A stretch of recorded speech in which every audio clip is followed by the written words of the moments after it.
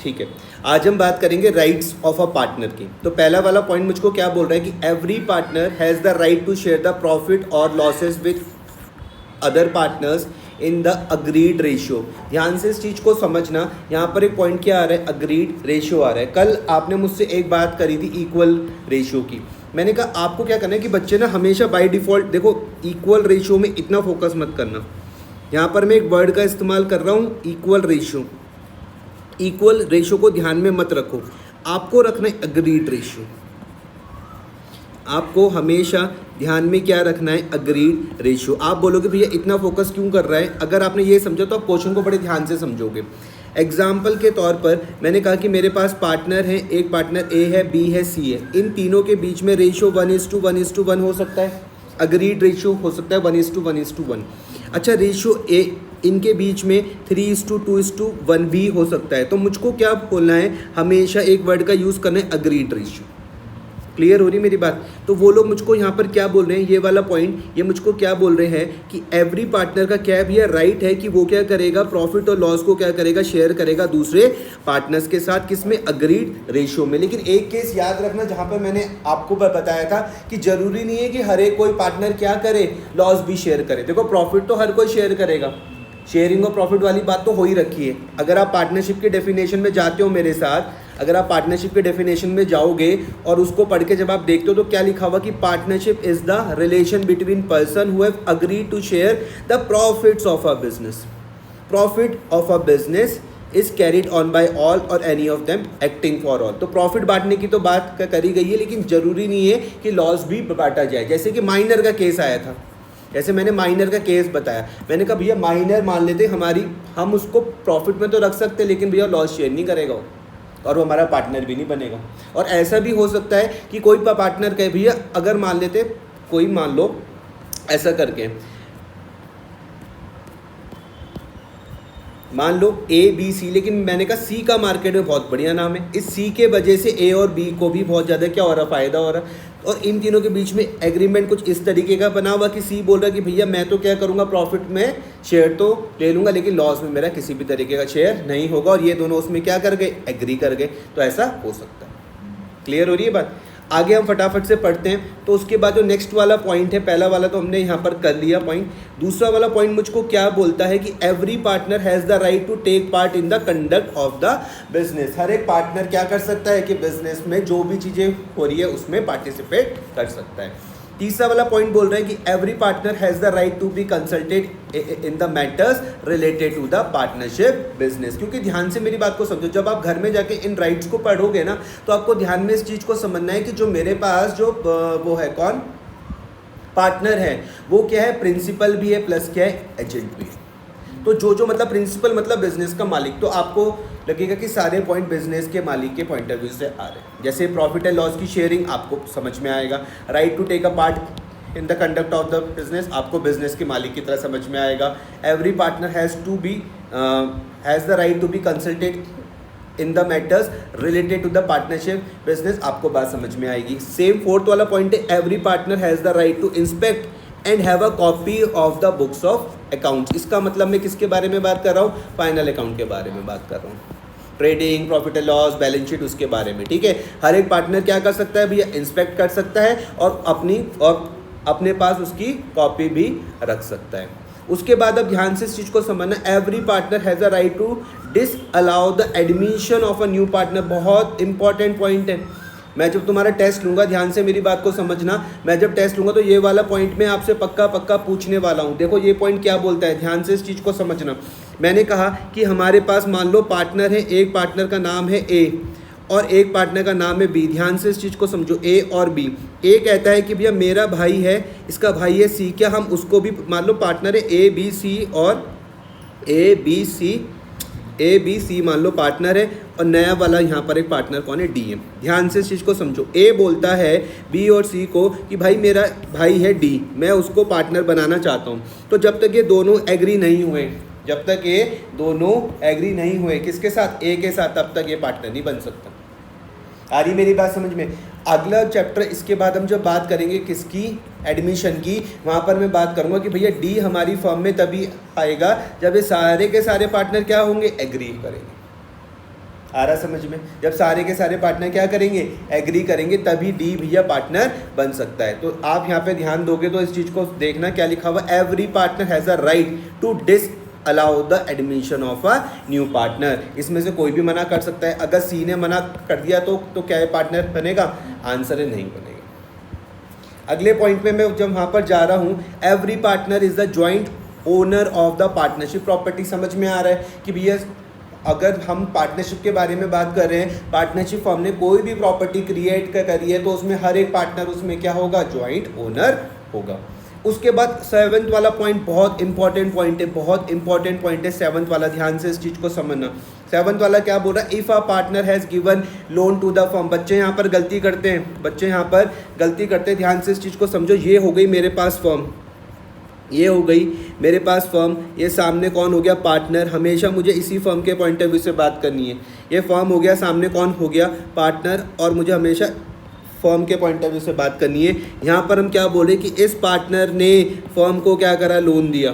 ध्यान से समझना, इस पार्टनर ने फर्म को क्या करा, लोन दिया। देखो पढ़ के देखो क्या लिखा हुआ है यहाँ पर, if a partner has given loan to the firm. अच्छा उल्टा भी हो सकता है, आगे लोन टू फर्म ने पार्टनर को लोन दिया, वो भी आ सकता है। लेकिन अभी कौन सा केस है, if a partner has given loan to the firm.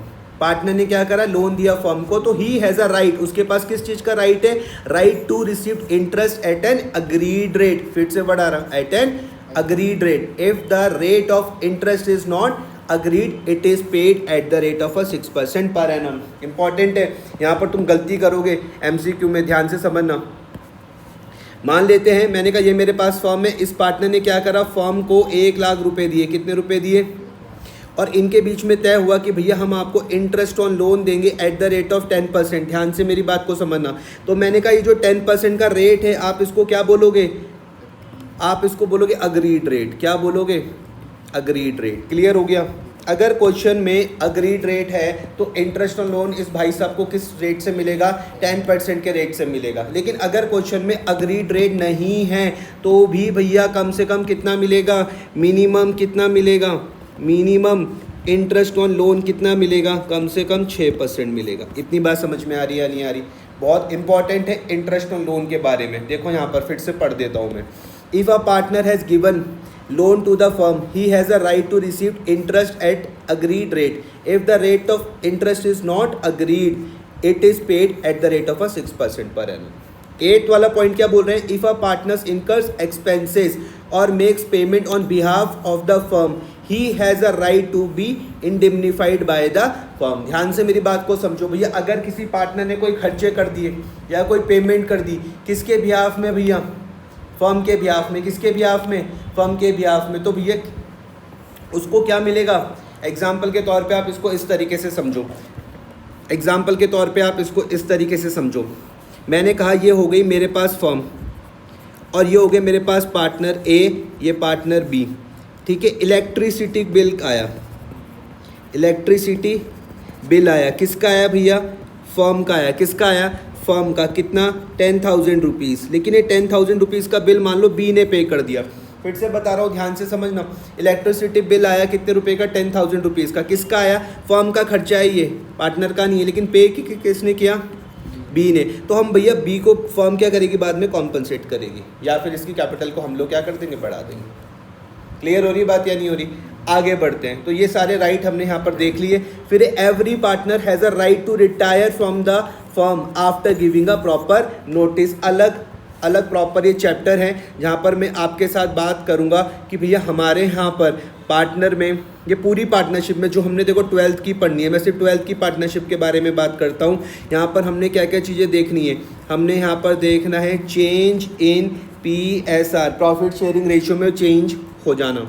Example के तौर पर मैंने कहा कि मान लेते हैं पहले रेशियो थे 3:2:1, अब रेशियो हो गए 1:1:1।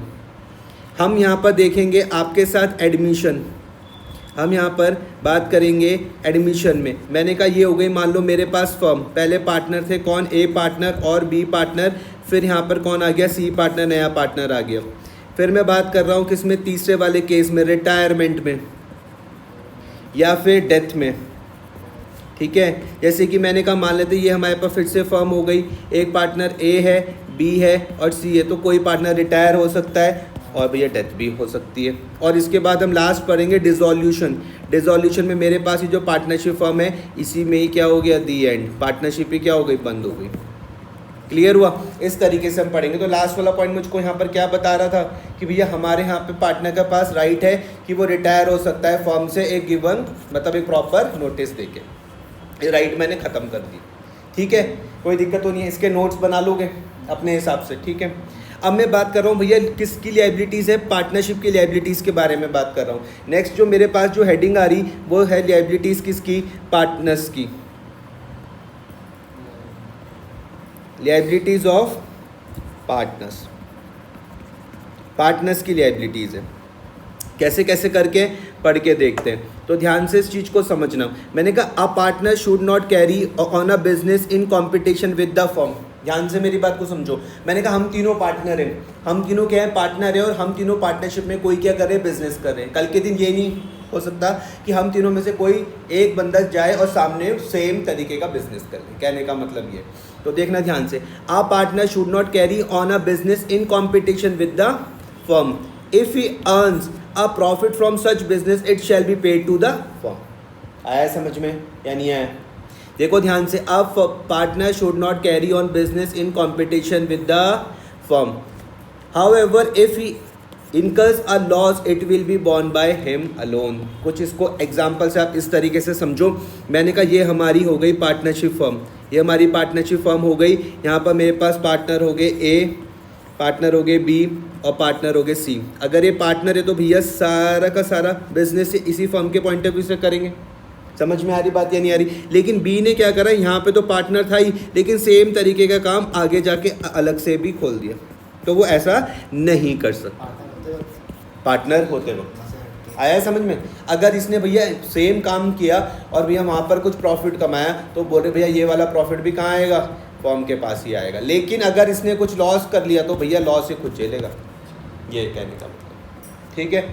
उसके बाद अगला पॉइंट है मेरे पास, if a partner earn some profit by using the firm's property और money such profit will be paid to the firm. ये भी सेम वही है कि किसी पार्टनर ने क्या करा कि भैया कोई प्रॉफिट कमा लिया फर्म की प्रॉपर्टी को इस्तेमाल करके या फर्म के पैसे से, तो भैया वो किसको देगा, फर्म को देगा। एग्जाम्पल में क्या लिखा हुआ है कि ए और बी मेरे पास पार्टनर्स हैं किसी एक फर्म में। अब यहाँ पर क्या करा, firm sold goods to C for ₹5 lakh and A gets a commission of ₹4% from C. तो commission earned by A shall be paid to the firm। Clear हुई बात? क्या समझे बताओ? पार्टनर जो है, कोई पार्टनर जो है बिजनेस, उसका कोई भी जैसे पर्सनल बिजनेस के ऐसे सुनो, देखो यहाँ पे क्या कहा गया। एग्जाम्पल में कहा गया कि भैया ये हो गई मेरे पास फर्म, ठीक है। एग्जाम्पल को फिर से पढ़ता हूँ मैं, ध्यान से यहाँ पर सुनना जरा। एग्जाम्पल में क्या कहा गया, एग्जाम्पल में कहा गया कि पार्टनर है ए और बी, आपके पास पार्टनर है किसी एक फर्म में। फर्म ने क्या करा, सोल्ड करे गुड्स, किसको, सी को। 5 लाख रुपए के गुड्स सोल्ड करे। किसने सोल्ड करे आप बताओ, किसने करे सोल्ड? नहीं, फर्म ने सोल्ड करे।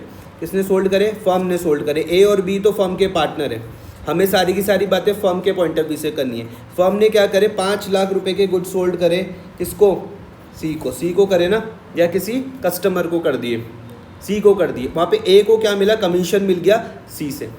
सी ने क्या करा, ए को कमीशन दे दिया, मान लो @ 4%। तो मैंने कहा ये जो कमीशन है ये अपनी जेब में नहीं रखेगा, ये जो कमीशन है अपनी जेब में नहीं रखेगा। ये कमीशन कहाँ पे जाएगी भैया, फर्म के पास जाएगी। ये फर्म की है इनकम। आई बात समझ में? यहाँ तक कोई चीज़ जिसमें मैं दोबारा से बात समझाऊँ? राइट्स मैंने कर लिए डिस्कस, लायबिलिटीज़ आपके साथ बात कर ली। कुछ बताना है दोबारा से?